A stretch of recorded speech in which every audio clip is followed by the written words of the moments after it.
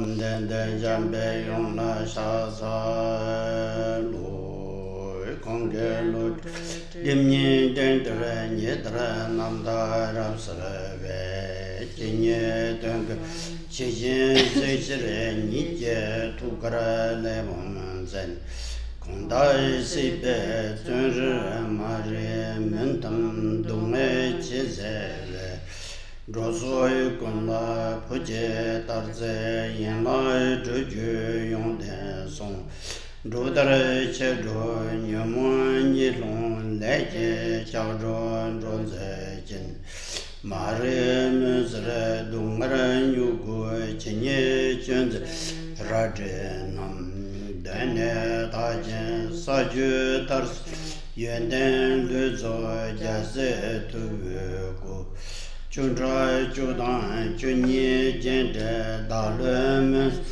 Jiang Bei Yong Lai Du Zhe Den Che Jie Qin Ra Wu Sre Jie Da Lu Den Mo Men Ba Rab Sre Ne Ga Dan Den Ju Xiong Lu Tou Ba Ye Lu Zhi Pa Bei Nong Wa Zar Tu So都别找我那么子心，少当这些公啊我更多种别是大，更呢找两个啥查了，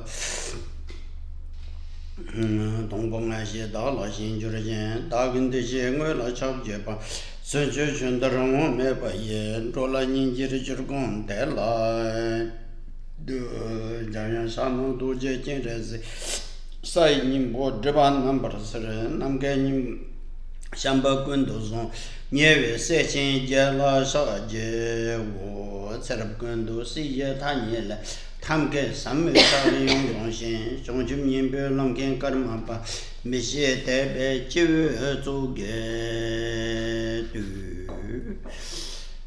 La so tene samba shangju chodo tu je param ba sar tamne tambe chu surjendo senro nang. Donc, s'il vous plaît, commencez par générer le précieux esprit d'éveil. Et avec cette motivation, s'il vous plaît, écoutez attentivement l'enseignement qui va être donné.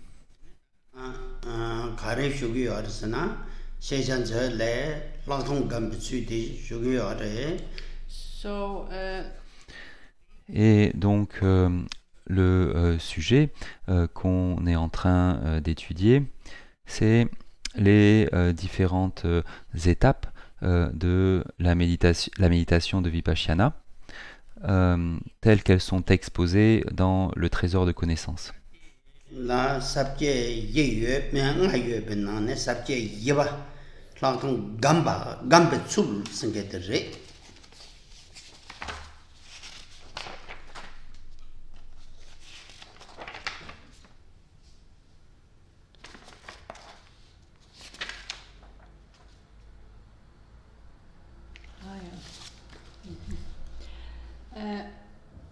tanda de Kasang de shipa re song da de shipa ge de chen re tanda ne re de ne kazang yeba de char yom o re tene ya so donc dans cette partie qui expose la méditation de Vipassana, il y a 5 sous-parties et on est en train de voir la 4e sous-partie. Et cette partie expose la manière de méditer ou la manière de se familiariser.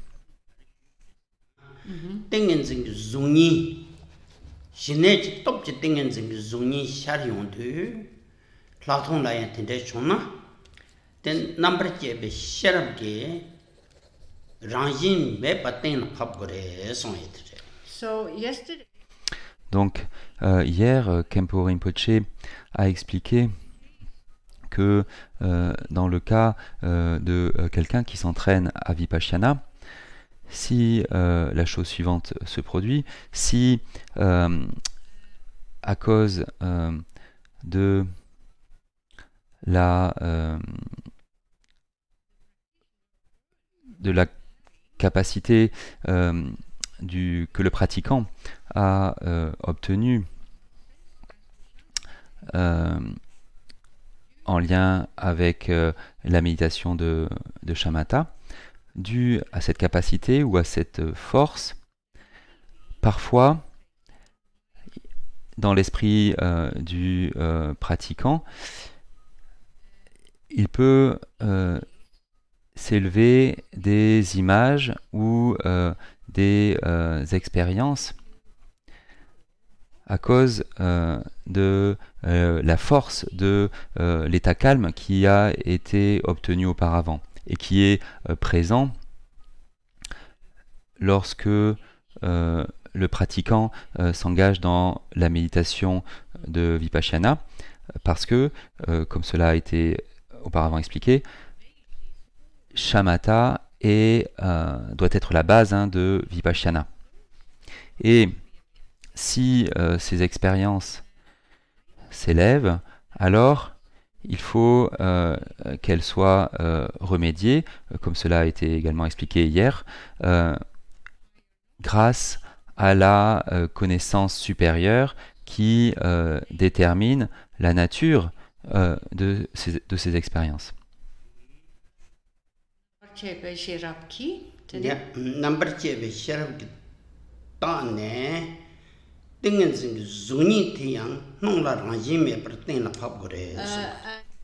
Et l'analyse qui est faite de cette manière doit être amenée à sa conclusion, et sa conclusion, c'est lorsque le pratiquant réalise que l'expérience ou les expériences qui sont présentes sont sans essence, insubstantielles et irréelles.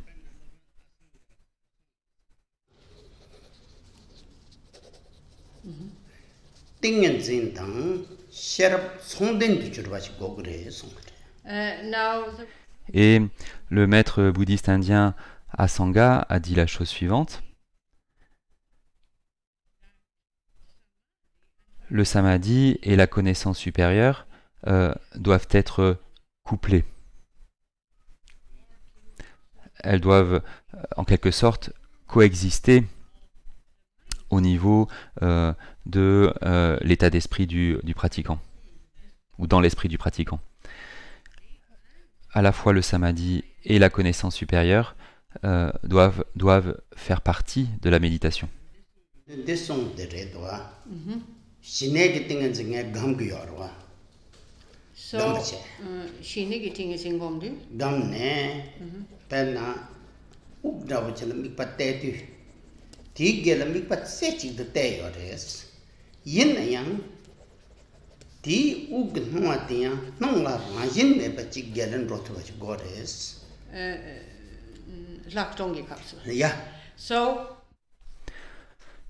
Donc, si on continue avec ce qui a été dit,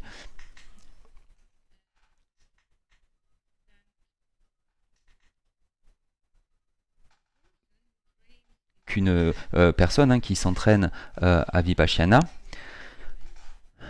à cause de ses accomplissements précédents dans shamatha, il y a différentes expériences qui font surface, et ces expériences interrompent le processus de Vipassana. Et donc, et cela est dû, comme cela a déjà été expliqué, à la force du niveau de shamatha que le pratiquant a accompli auparavant. Et si on revient à ce pratiquant, lorsqu'il s'entraînait à la méditation de shamatha, avant de faire des efforts au niveau de Vipassana, disons que ce pratiquant a pris comme objet de méditation le va-et-vient du souffle. en étant focalisé en un point sur les cycles de respiration afin de calmer l'esprit et que les pensées à propos de ceci ou cela ne se produisent plus. Et grâce à cela, hein, le pratiquant atteint un état calme. Et durant l'étape précédente, où il faisait que la pratique de shamatha, ce pratiquant donc a atteint cet état en un point. Néanmoins, cet état en un point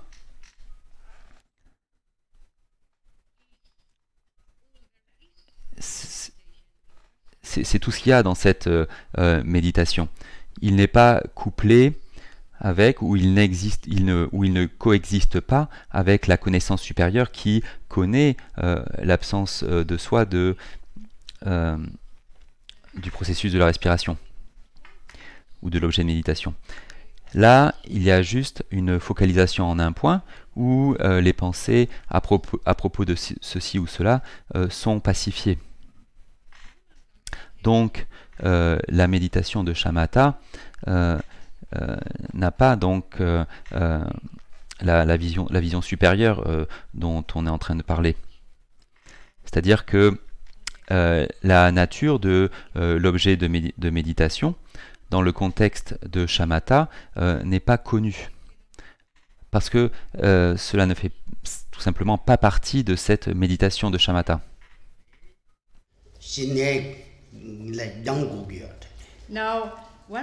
Et lorsque l'on commence sur le chemin de la méditation bouddhiste, il faut commencer par shamatha.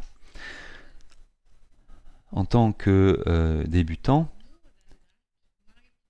faire plus que cela va être au-delà de la capacité du pratiquant débutant.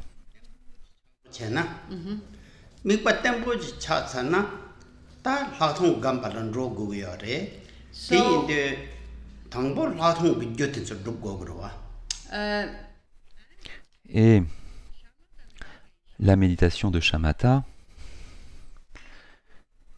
est ce qui cause ou ce qui permet aux pratiquants d'être capables de faire des efforts plus tard dans le contexte de Vipassana. Donc le pratiquant débutant commence donc par se construire une capacité au niveau de shamatha jusqu'au point où il peut maintenir une focalisation en un point. Et une fois que cela a été accompli, il a la base appropriée pour pouvoir pratiquer Vipassana.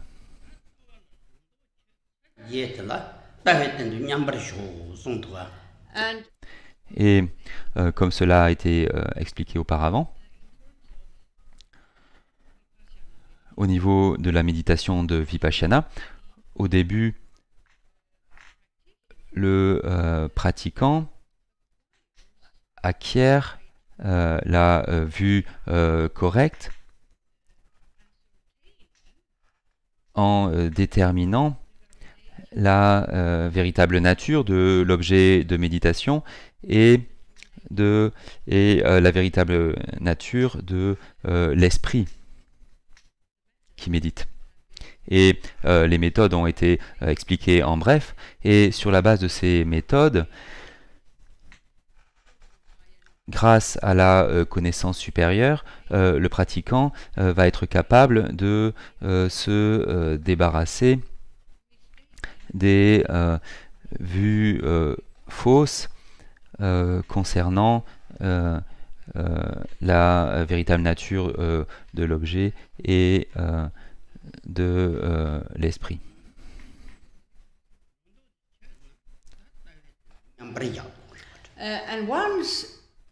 Et une fois que cela a été accompli, c'est-à-dire qu'il y a que la vue correcte est présente à propos des objets extérieurs et de l'esprit, alors dans le contexte de Vipassana, le pratiquant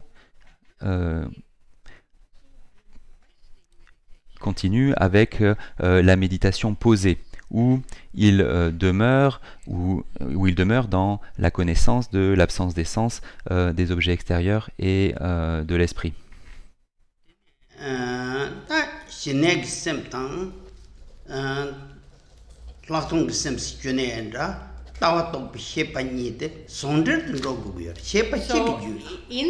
Et donc, au final, les deux, c'est-à-dire l'état d'esprit qui est accompli grâce à des progrès dans Shamatha et l'état d'esprit qui est accompli grâce aux progrès accomplis dans Vipassana, ces deux aspects doivent être joints, doivent être couplés, doivent coexister.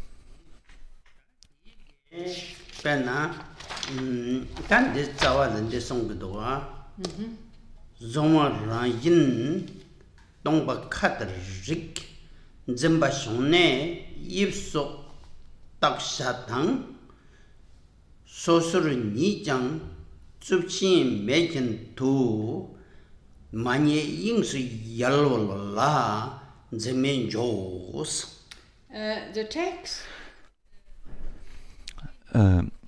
Le texte, à ce propos, dit la chose suivante. On se familiarise en analysant l'absence de soi grâce à la connaissance supérieure. Pardon, c'est pas du tout ça.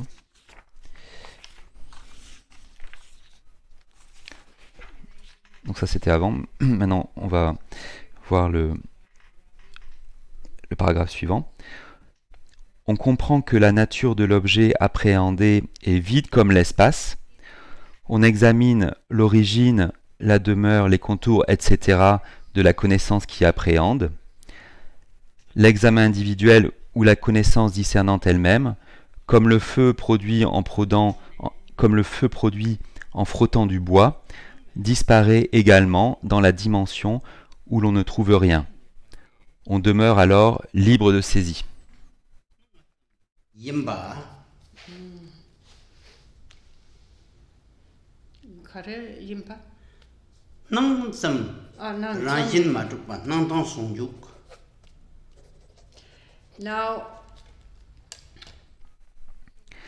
Donc le texte commence par pointer la nature de l'objet appréhendé, qui doit être compris comme étant vide comme l'espace. Donc cela fait référence aux objets de connaissance externes. Dans le contexte de leur nature, qui est défini, ou plutôt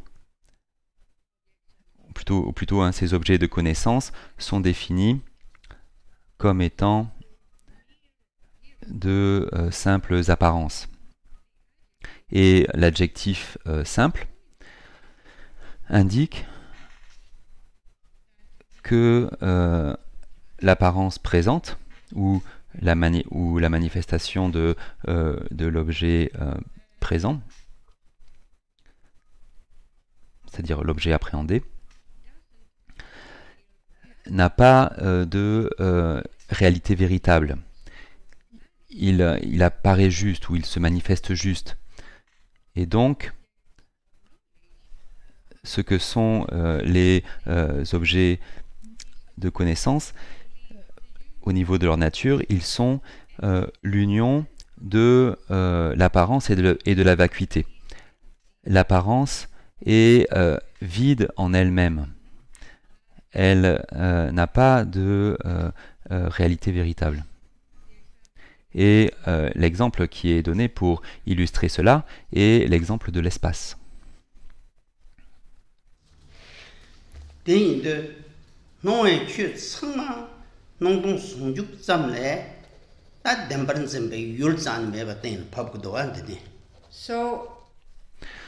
Donc, Ici, il est indiqué que tous les objets de connaissance sont de simples apparences, qu'elles sont vides d'une réalité véritable.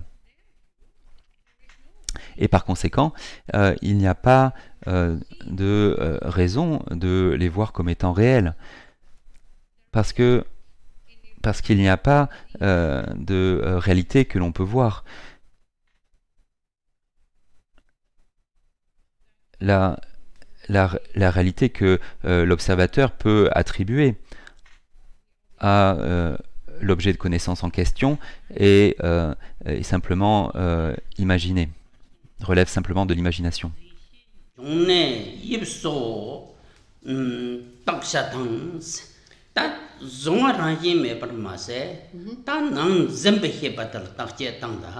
Next, the text. Ensuite, le texte dit que la connaissance qui appréhende doit également être examinée au niveau de son origine, de sa demeure, de ses contours, etc. Donc, il s'agit d'examiner la connaissance qui appréhende d'après sur plusieurs aspects. Donc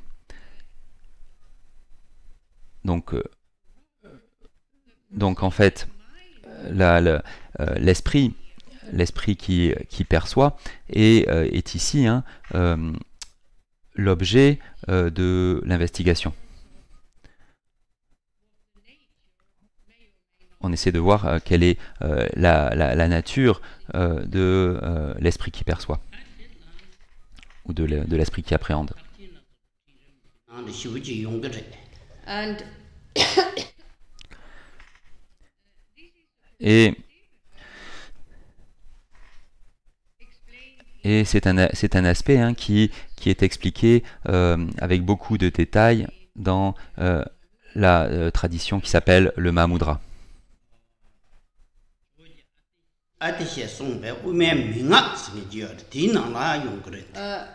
it's also explained. Ce même aspect est également expliqué en grand détail par le maître bouddhiste indien Atisha dans un écrit qu'il a composé et qui s'appelle les instructions clés de la tradition Madhyamaka.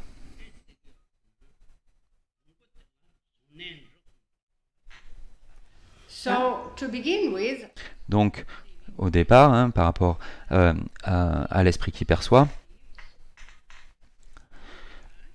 l'aspect que l'on considère dans ce contexte, les aspects qu'on considère dans ce contexte sont l'origine,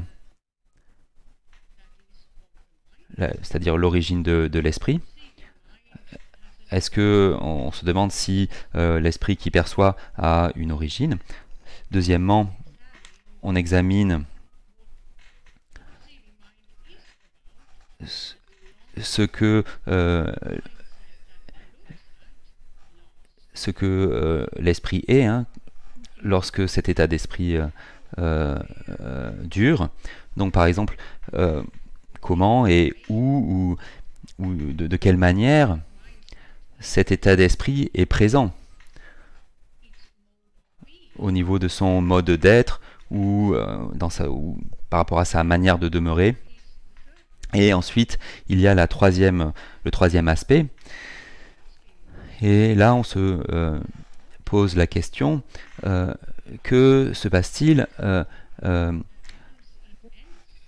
lorsque cet état d'esprit cesse? Que se passe-t-il pour cet état d'esprit? Est-ce qu'il continue à exister?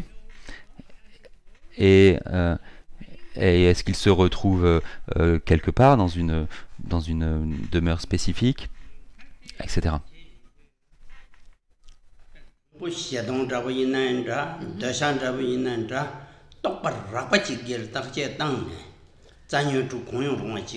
so the practitioner Donc, le pratiquant, lorsqu'il investigue différents états d'esprit, doit commencer par choisir des états d'esprit qui sont très évidents.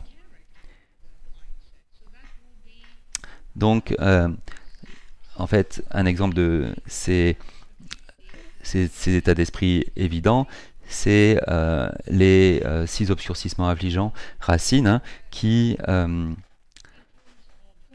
font surface régulièrement, hein, dans l'esprit des individus ordinaires.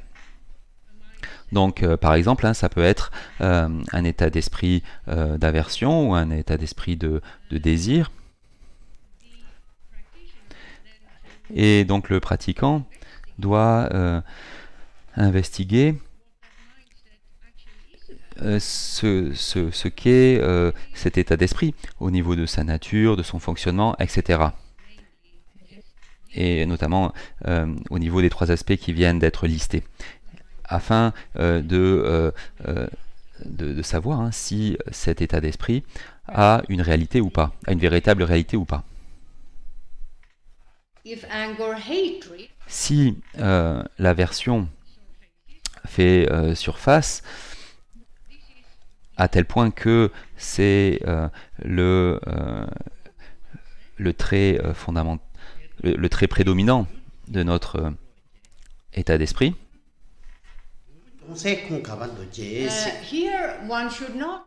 ici, on ne doit pas s'engager dans l'analyse de l'objet de notre colère. Ici, on va plutôt considérer l'état d'esprit lui-même, cet esprit rempli de colère. Et on va essayer de voir s'il a une origine. On va essayer de voir si cet état d'esprit de colère a une origine. Et donc, bien sûr, il y a d'autres instructions en lien avec cela, mais en général, sur la base des instructions détaillées qu'un pratiquant va recevoir d'un guide, le pratiquant va être capable de voir qu'il n'y a pas de véritable origine. Simplement parce que l'esprit lui-même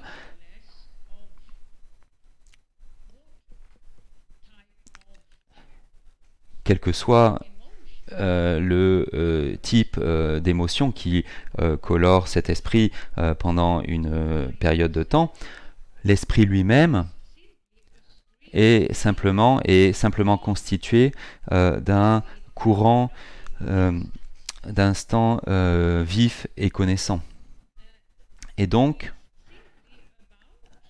il s'agit simplement d'un processus continu d'apparition et de cessation d'instants de connaissance. Donc, une origine réelle et solide n'est pas présente. Parce que l'esprit est en fait un processus de changement constant.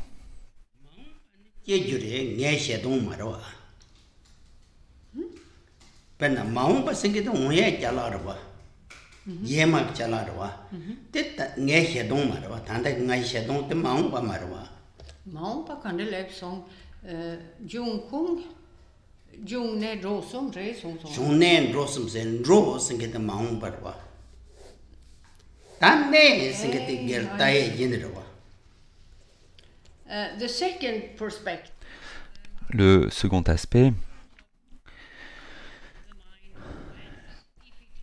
donc c'est par rapport à la façon de demeurer de l'esprit. Alors, est-ce que l'esprit demeure pendant une certaine période de temps ou pas? Et comme on vient de voir, il s'agit d'une apparition et une cessation continue d'instants de connaissance.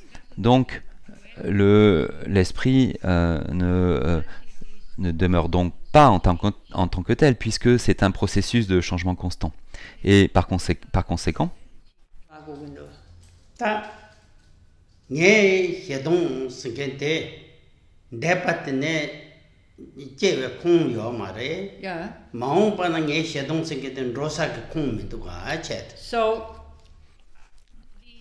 Donc, le pratiquant a auparavant établi qu'il n'y a pas d'origine à son aversion.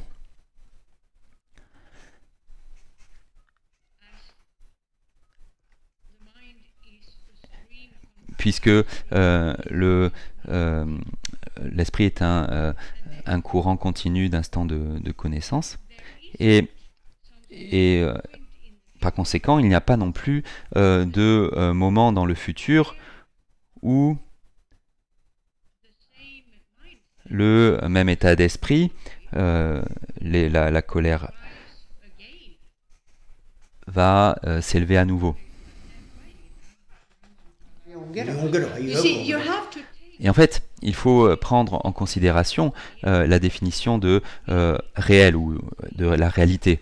Ce qui est réel, en fait, c'est quelque chose qui persiste à travers le temps. Si la colère ou l'aversion était réelle, elle devrait avoir une origine et elle devrait aussi avoir un futur, du fait qu'elle demeure. Donc, à un moment dans le futur, elle deviendrait évidente, encore une fois, à nouveau. Donc, l'idée, c'est que elle demeurerait quelque part pour pouvoir revenir à un moment dans le futur. Donc, c'est le contexte ici.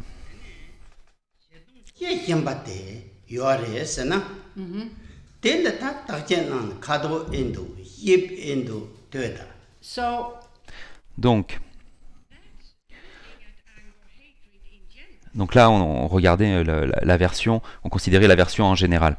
Et ensuite, le pratiquant va considérer l'aversion, va analyser l'aversion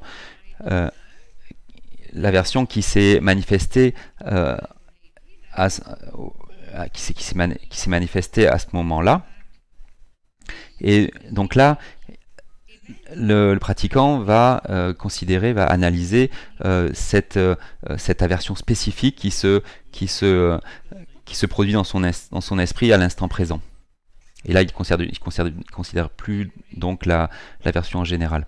Et si l'aversion a une véritable réalité, on devrait être capable d'identifier grâce à la couleur, la forme, etc., cette colère.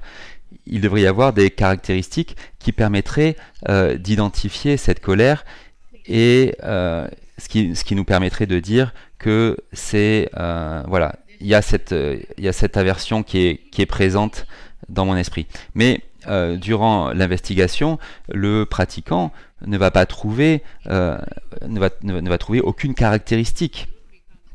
Et donc, ça va devenir clair pour le pratiquant que la colère qui est présente dans son esprit n'a pas de réalité véritable.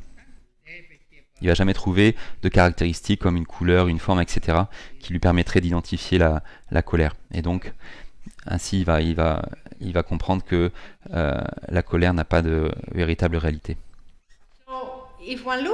Donc, si on considère l'aversion ou d'autres obscurcissements affligeants au niveau de leur origine, de leur futur et au niveau de leur cessation, et ce qui se produit au niveau de ces trois aspects, le pratiquant va voir, lorsqu'il va appliquer les instructions qui lui sont données, il va voir que l'obscurcissement affligeant présent n'a pas de réalité véritable, parce qu'il ne peut pas être identifié au niveau de son origine, au niveau de...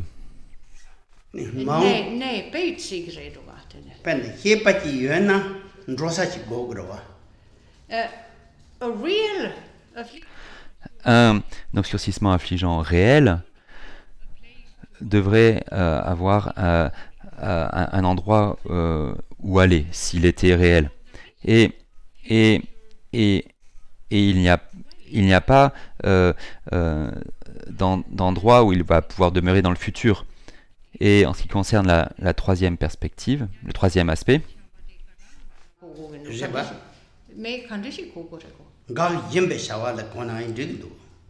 then if we et donc ensuite si on voit le troisième aspect, qui est le moment où cet état cesse. if Si le pratiquant essaie de trouver cette cessation, sur la base des instructions qu'on lui a données, il va comprendre qu'il n'y a pas une véritable cessation. Il y a simplement le courant d'esprit qui est l'apparition et la cessation continue d'instants de connaissance. Donc, une véritable réalité ne peut pas être trouvée dans le contexte de ces trois aspects.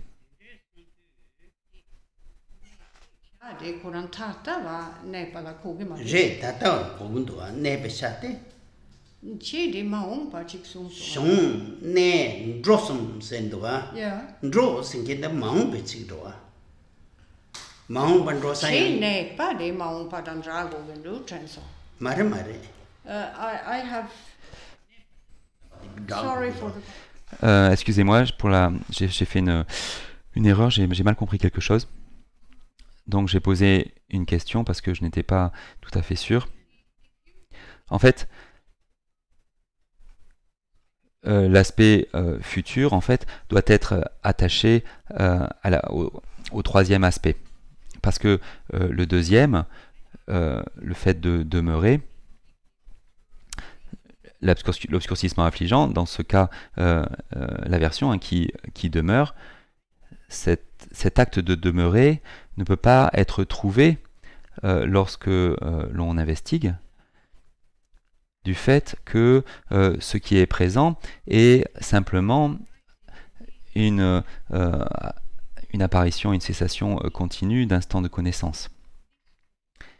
Et si cet obscurcissement affligeant de l'aversion était réel, alors on pourrait identifier son séjour pendant une certaine période de temps. Et cela, grâce aux instructions, n'est pas trouvé. La personne ne voit pas cela. Et donc, le pratiquant peut conclure que cet état d'esprit n'a pas de véritable réalité au niveau de sa demeure dans le temps, dans l'esprit du pratiquant. Donc, encore une fois, sa nature vide est comprise à un certain niveau. Et l'aspect futur doit être attaché au troisième aspect de l'analyse, à savoir lorsque l'état cesse ou a cessé, est-ce que cet état se retrouve quelque part afin de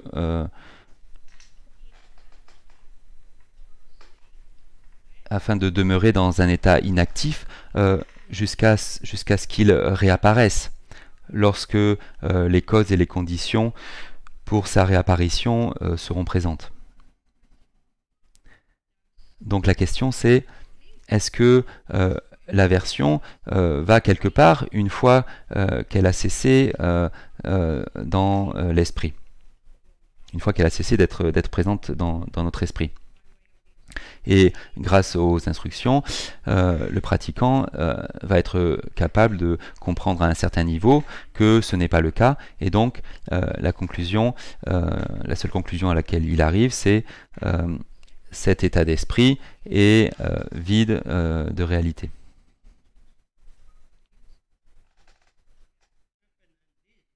Di redwa jung ne drosum dangpo koran jung yorwa semnala jung wai kap de semnang la chawa chik yongo gerwa da chawa de la takche tang ne ku chawa ngoma chik minduga kan resna sem jun koran kechik me rangshin rawa tene chawa ngoi sungwe chawa dire togye marawa chik dire nipaten dire doa sem singin chik demba chi yuena tongbo yongsa chi gogres. Yeah, so this is one. Donc ça, c'est une perspective, hein, ce qui vient d'être expliqué. Lorsque l'on voit que l'origine, etc., ne s'applique pas, puisque l'esprit lui-même est un courant d'instants de connaissance qui apparaissent et cessent de manière continue. Comme c'est un processus de changement constant, il n'y a rien sur lequel on puisse mettre le doigt et dire c'est cela. Et donc il y a ici une seconde perspective. C'est ce que Rinpoche vient d'expliquer là. Enfin, c'est ce que Rinpoche va expliquer. Donc, si l'esprit existe réellement, en fait, il aurait besoin d'un endroit où demeurer.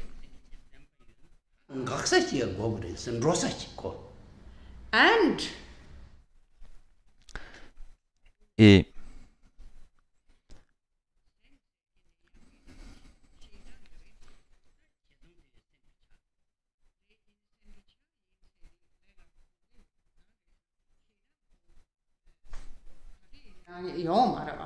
in sem sekin di kati sem demba chi meba me che sang ke chik me rang shin la tön de yonge marawa ne se tan kan de shi ko gen tan de do shedong la gel jor shu den de ge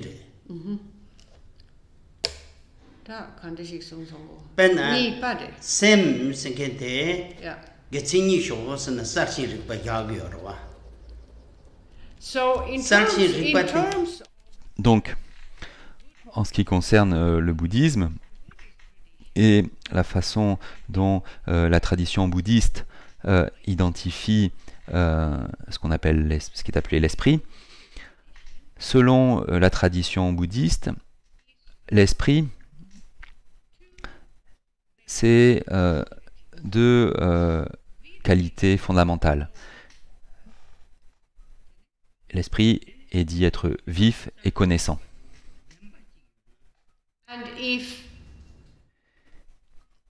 Et si ce qui constitue ces deux qualités avait une véritable réalité, alors l'individu qui affirme cette véritable réalité doit être capable, d'une façon ou d'une autre, de prouver la manière dont se manifeste cette réalité véritable. Parce que sinon, ce n'est que des mots. Ce ne sont que des mots. Donc bien sûr, il y a des individus qui disent ceci ou cela, qui ont tout un tas d'opinions, et qui n'essaient pas de prouver leur opinion. Mais en fait, dans le bouddhisme, hein, si on fait une telle affirmation, on doit en fait justifier notre affirmation par des preuves.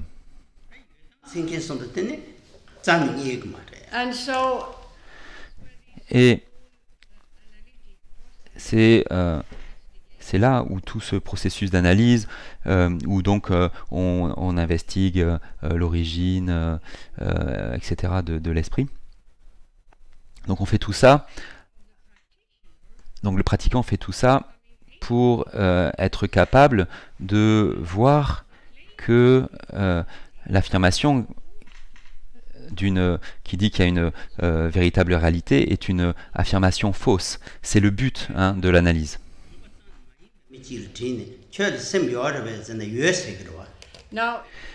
Et si on demande à une personne qui n'a eu aucun contact avec le bouddhisme, si on lui demande « est-ce que tu as un esprit ?», la personne va dire « oui, oui, oui, j'ai un esprit ».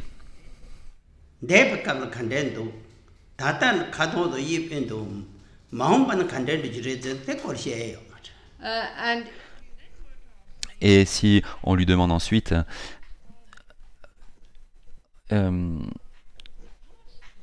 ce qui concerne le passé de ton esprit, par rapport à ce qui s'est passé dans le passé au niveau de ton esprit, qu'est-ce que tu peux dire par rapport à cela? Et en ce qui concerne ton esprit maintenant, quel est cet esprit?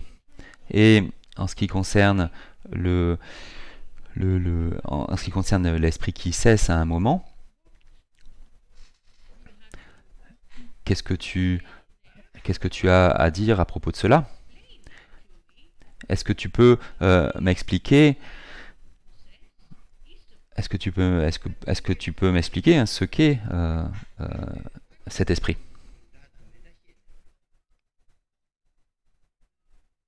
Dont tu affirmes la réalité.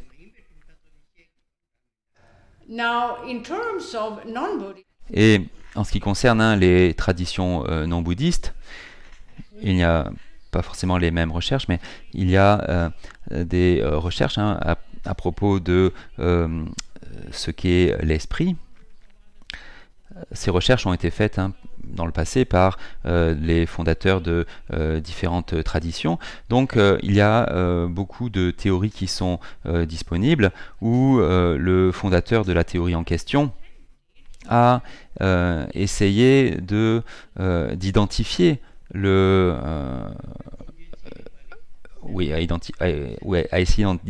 d'identifier l'esprit.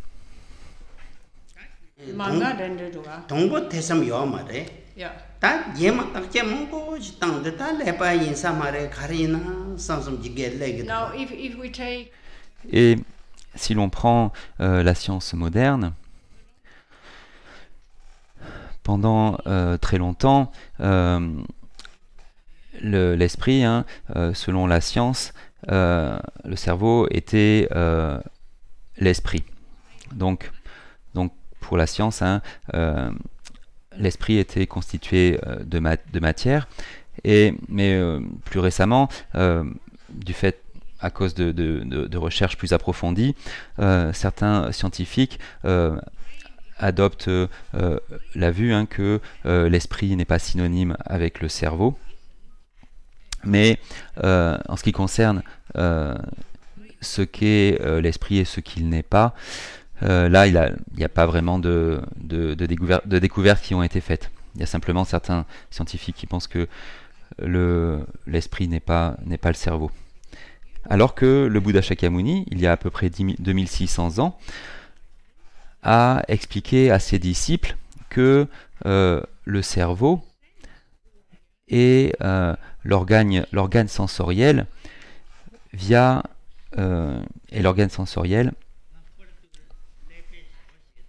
à travers lequel l'esprit fonctionne. Et dans les tantras bouddhistes, les différents processus que cela implique ont été expliqués en détail par le Bouddha. Néanmoins, on n'a pas le temps de rentrer dans ces détails.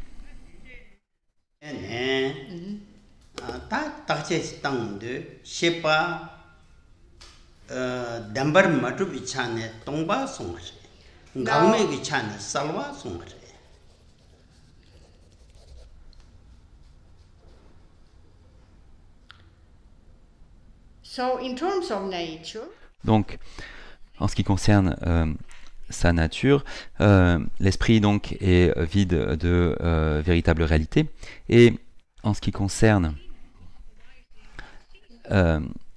l'apparition et la cessation continue d'instants de connaissance, cela constitue sa seconde qualité, sa vivacité, ou son aspect animé. And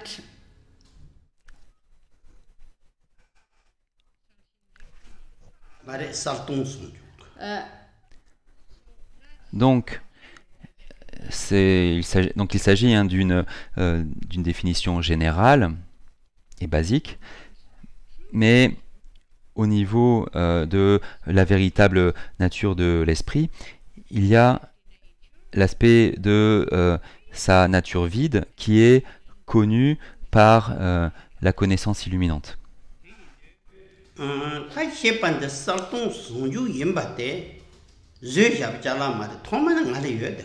and that's not, Et ce n'est pas une fabrication.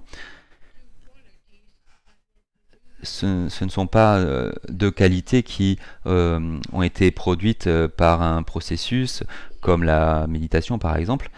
Il s'agit de la véritable nature de l'esprit. Et cette nature cette nature est présente depuis des temps immémoriaux. C'est la nature du phénomène, c'est la véritable nature du phénomène que l'on appelle l'esprit.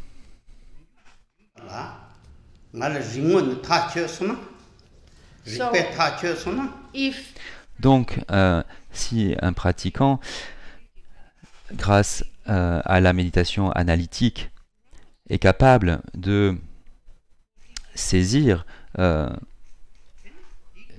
tout cela, alors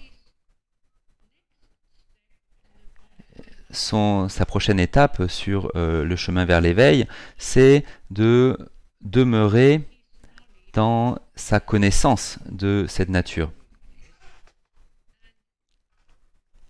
Et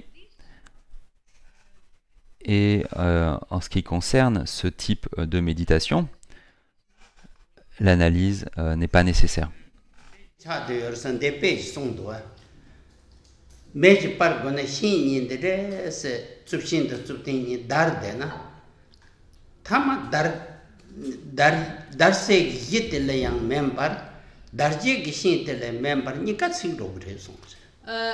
and these Et cela est alors décrit de la manière suivante. Pensez à du feu qui est produit en frottant deux morceaux de bois l'un contre l'autre très rapidement. Une fois que le feu est allumé, le feu consume les deux morceaux de bois qui ont produit ce feu.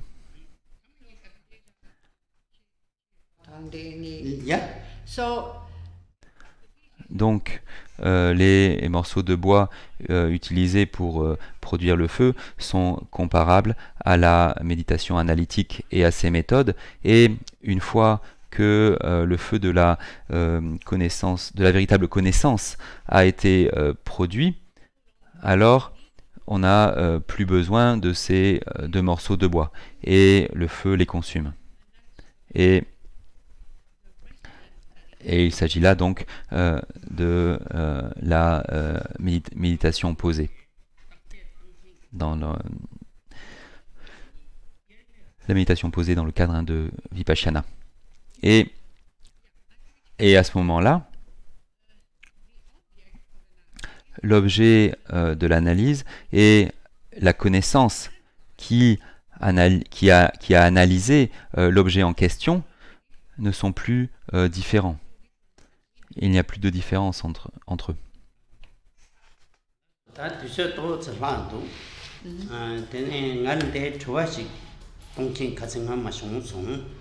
Sumang Chungba Korte, Neto Citrin de Shushake. Yeah, so Khenpo Rinpoche will now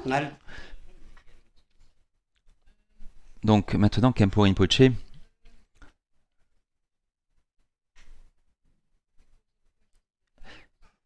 du fait d'une question qui a été posée il y a quelque temps et à laquelle il n'a pas pu répondre, puisque il y a un petit peu de temps qui reste aujourd'hui, il va utiliser ce temps pour répondre à cette question. Et c'est une question qui concerne la vie de Trungpa Rinpoche.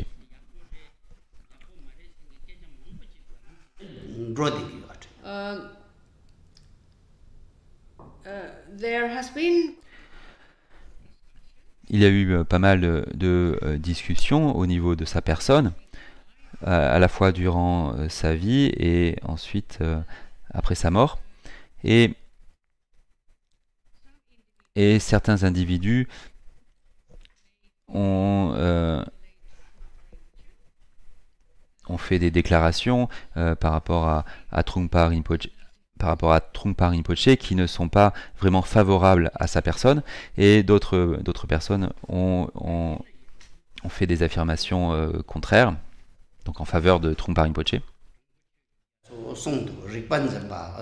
however, the late Karmapa Néanmoins, le 16e Karmapa Ranjung Rinpoche Dorje a nommé Trungpa Rinpoche comme détenteur de connaissances, Vidyadhara en sanskrit.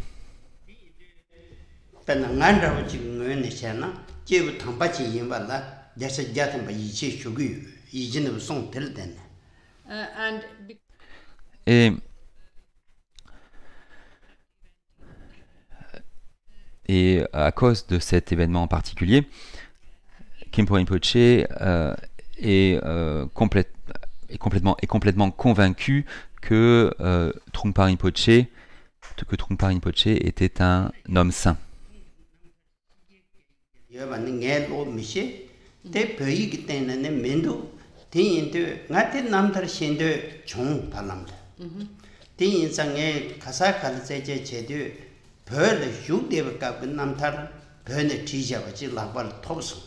now Et en fait, il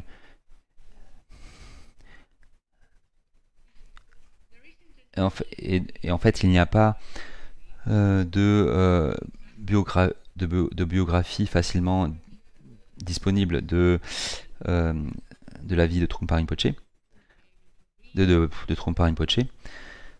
Et Khenpo Rinpoche ne parle pas vraiment bien l'anglais, donc il va pas pouvoir, il n'a pas pu lire la biographie écrite par Dhyana Mungpo, et donc il n'a pas pu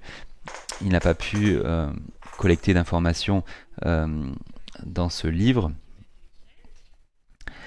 Mais par contre, grâce à ses contacts au Tibet, Khenpo Rinpoche a obtenu une biographie de Trungpa Rinpoche en tibétain, assez récemment.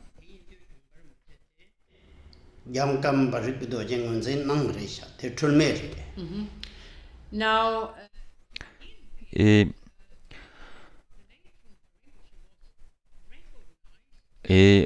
au départ, donc, Trungpa Rinpoche a été reconnu comme la réincarnation de ce maître par le 16e Karmapa lui-même, au Tibet.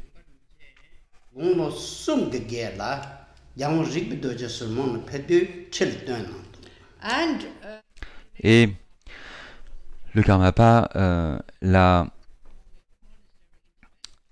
intronisé au monastère de Surmang, au Tibet, à l'âge de 3 ans.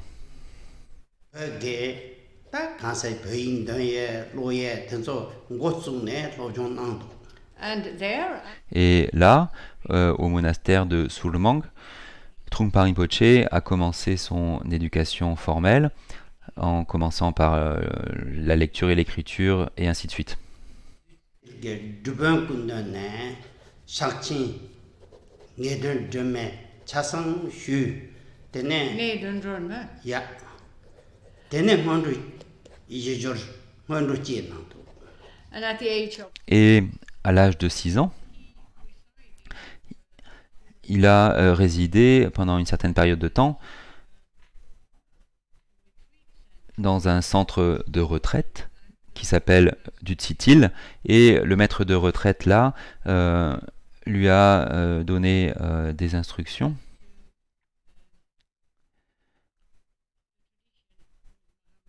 en ce qui concerne le Mahamudra, et il s'agissait d'un texte qui s'appelle le flambeau de la certitude. Et de plus, le jeune Trungpa a pratiqué ou a accompli les 4 pratiques préliminaires sous la guidance de ce maître de retraite. 이 숨지 지나도 apparent, Et apparemment, il a fait ces pratiques préliminaires 2 ou 3 fois. 집에 담보도 스트릭트 제 in En étant en retraite stricte. Il résidait dans une hutte de méditation, et le public n'était pas autorisé à y entrer. Parce que, comme vous le savez, les jeunes maîtres réincarnés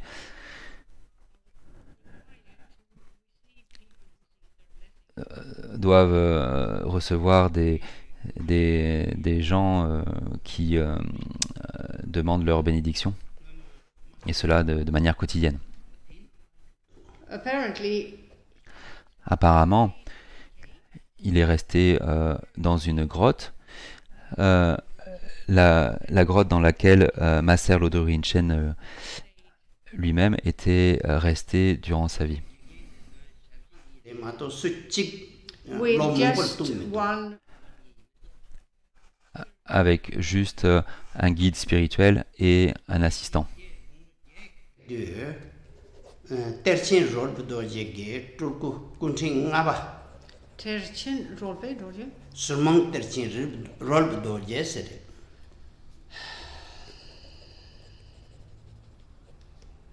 Surmang Monastery 야 terchin rolpe doje 야 콩 군팅 나봐 ngapa 지메에서 생긴 직도 답변이 남아 자신지 det är ina shugde gör det. 조디에서 Now later on Et plus tard, à l'âge de 8 ans,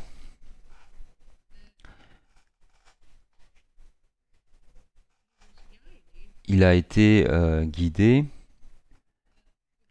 par un grand maître qui résidait au monastère de Surmang, le grand Terten Rolpe, le grand Terten, qui était la 5e réincarnation de Rolpe Dorje, et dont le nom était Trinme Ösel. and from him Et de lui, il a reçu la transmission de Ningyu, selon la tradition de Surmang. 말발은 농아래 which in Qui, au niveau de son origine au Tibet, a pour origine donc le maître indien Naropa, qui a donné cette lignée de transmission à Marpa le traducteur. 이기 람르산 메레 암초는 암초 마송데 now at the time Et à l'époque, il n'y avait pas de document écrit pour cette lignée de transmission, elle était donnée grâce à des mots prononcés. Donc, en fait, ce qui se passait, c'est que un maître donnait des instructions à un disciple doué, et donc ce disciple pratiquait la transmission et voilà, était capable ensuite à son tour de donner cette lignée de transmission à un nouveau détenteur de cette lignée. charan ne zibe merab chusum pate ngaran lebons de Mirab Chuksumpa. ya di kabla yiger ko gre son Now, Naro, Et Naropa, lorsqu'il a donné ses instructions à Marpa le traducteur, il lui a dit que dans 13 générations, je vais revenir. and at that time, Et à ce moment-là, cette lignée de transmission sera conservée dans un document écrit, c'est-à-dire qu'elle sera mise par écrit. shape capsule, Ngaparava, ngabare Tene, ngaba kunderla May di Rab Chuksumpa. durab chusum sememba merab chusum Yeah, Mirab Chuksum. merab chusum pate masalo dori chede May Tanda the history pa Tygo Gerava, da Narogi Marpala, Mirab Chuksumgi Jela, Tene, ito ko gre son Nge Sur Ong, Yiktola Kogi in Yes. Sungsonga. Da de Deshin Shake Padang Kandashi Drelgore, Deshin pan Shake marba ke thi damnga the milal nang yujrawa milal ke dhakpol nang yujrawa dhakpol ke Chesan Tene, da Ma Lebne Tene, da malemne kama pa ngaba phartu ni jure Karmapa Deshin Shake Pa Nyengu Sultu Tobre. thobyo ta te Da de phartu da dese Kode Najor Chuk. So, Donc, en ce qui concerne les 13 générations, il y a au départ Marpa le traducteur qui a peut-être donné les instructions à Milarepa, qui lui les a données à Gampopa, et ainsi de suite, jusqu'au 5e Karmapa, Deshinshekpa, qui a reçu cette lignée de transmission grâce donc à des mots prononcés. Et au niveau de la lignée, donc, il était la 12e génération. and then there is the mass. Et ensuite, il y a le maître Maser Lodro Rinchen qui a reçu la transmission du 5e Karmapa. masete narupang zikndwa And Et lorsqu'on lit les rapports historiques, on voit que le 5e Karmapa, Deshinshekpa, avait reconnu que le maître qui était à ses pieds, Maser Lodro Rinchen, était la réincarnation ou la manifestation de Naropa. jema maseke yithol ko and he Et il a donc mis par écrit la transmission.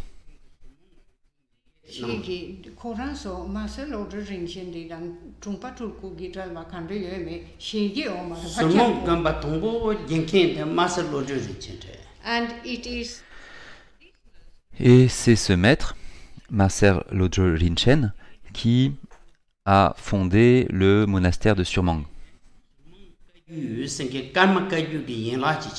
And Et ce monastère est une branche de la lignée Karmakagyu.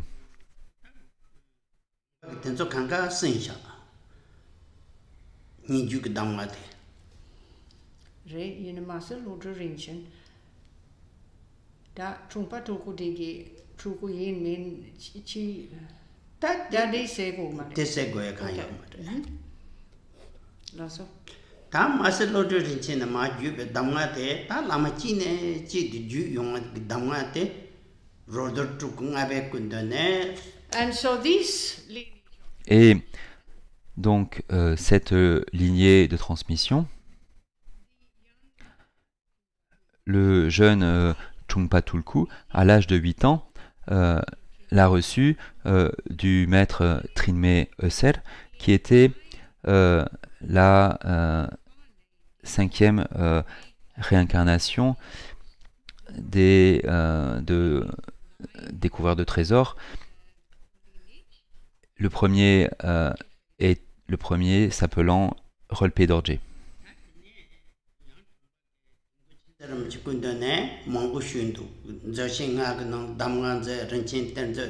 and in terms Et en ce qui concerne les 5 trésors qui ont été expliqués au début de ce cours d'été,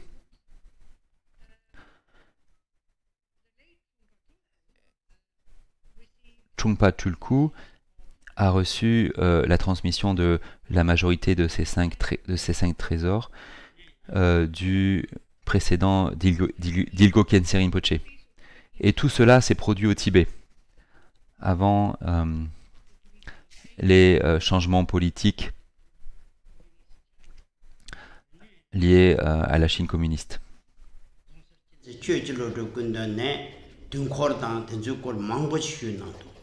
and he also Et il a également reçu des transmissions du précédent Dzongsar Khyentse au niveau du tantra de Kalachakra et également d'autres tantras. Et il a reçu nombreuses transmissions de tantra au niveau des initiations et des explications par le 16e Karmapa. Et tout cela s'est produit au Tibet. Donc le 16e Karmapa a transmis de nombreux tantras, tant au niveau des initiations et des explications, à Trungpa Rinpoche. Et il a également reçu beaucoup de transmissions, pas du précédent Jamgon Control, mais celui juste avant, qui s'appelait Jamgon Palden Khyentse Öser, également au Tibet, avant de quitter le Tibet.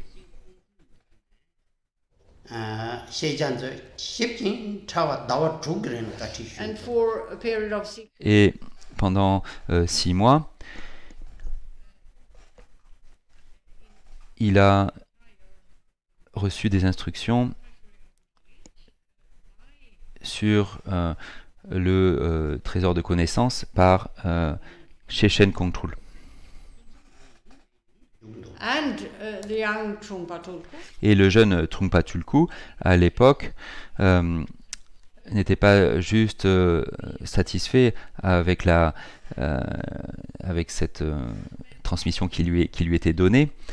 Il passait ensuite beaucoup de temps à pratiquer ces lignées de transmission.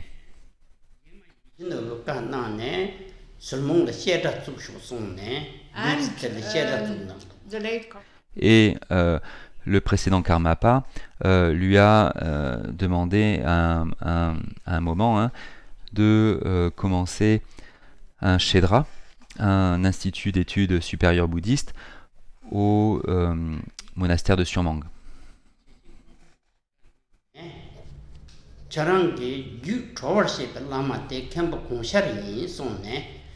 Sugi Sungre and Et Shechen Kongtrul à l'époque, hein, lui a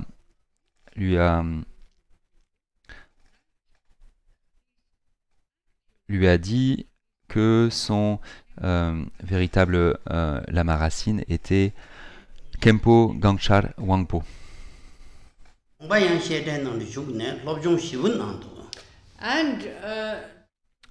Et donc Trungpa Rinpoche a trouvé ce maître, et ensuite il a donc passé du temps dans son institution monastique, dans laquelle se trouvait un institut d'études bouddhistes. Et là, donc, il s'est entraîné de façon intensive, hein, avec Khenpo Gangchar Wangpo, en particulier dans le contexte, hein, des instructions clés du Mahāti et du Mahamudra.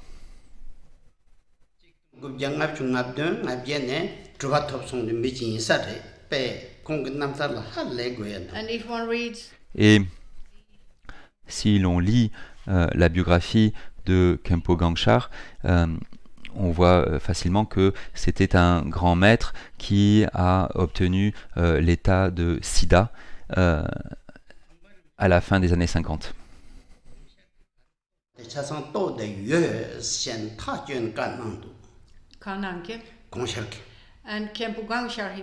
Et Khenpo Gangchar lui-même, à un moment, a dit que son disciple Trungpa Tulku avait atteint l'état de réalisation que lui-même avait obtenu.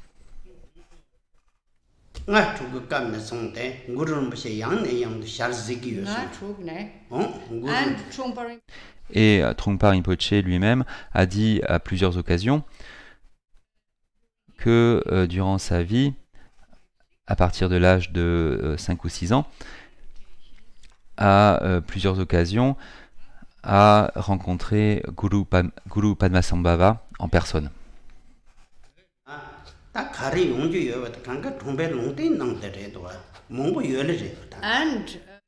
Et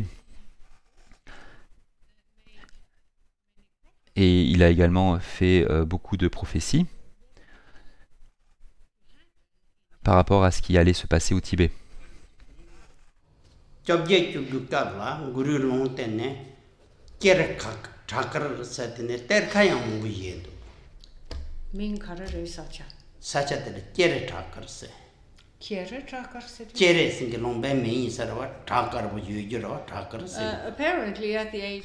Apparemment, à l'âge de 18 ou 19 ans, il demeurait dans une région où il y a une sorte de grand rocher blanc.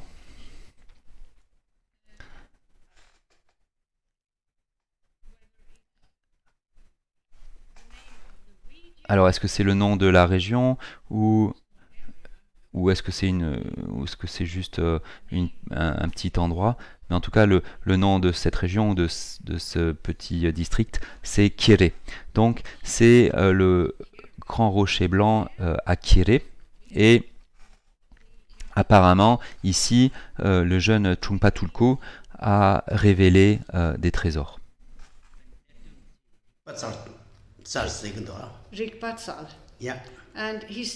Et son nom de Terten, c'est Rigpa Tsal.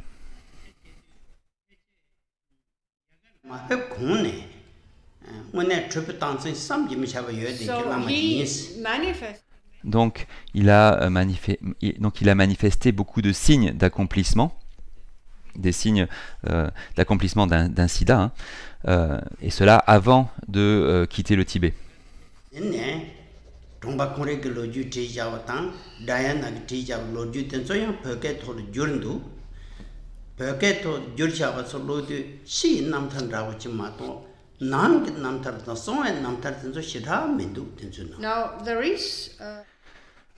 Et donc il y a une publication en anglais et en français aussi qui a été composée par Dhyana Mukpo et qui concerne ce qui s'est passé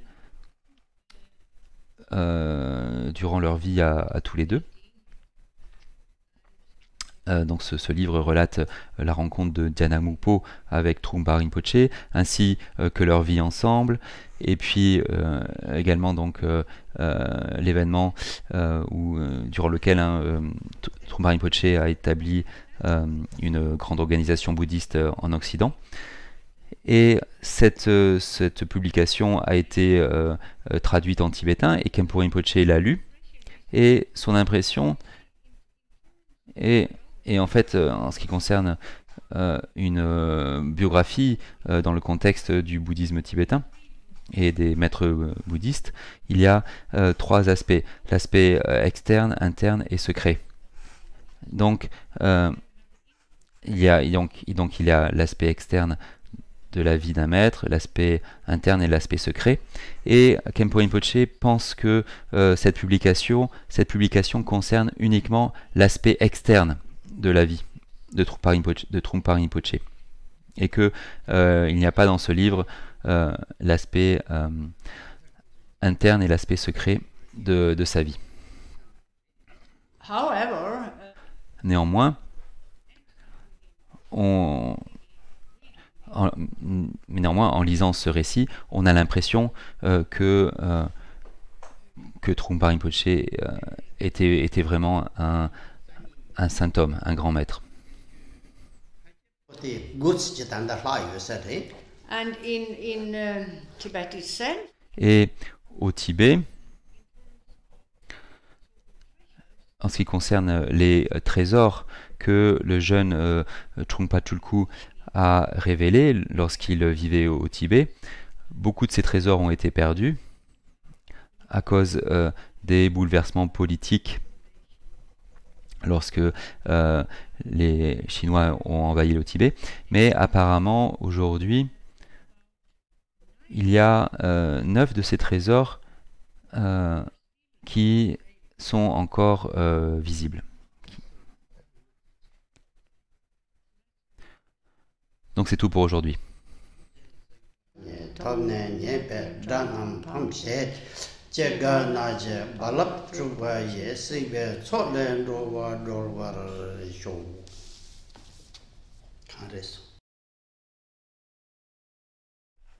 Au revoir, à demain.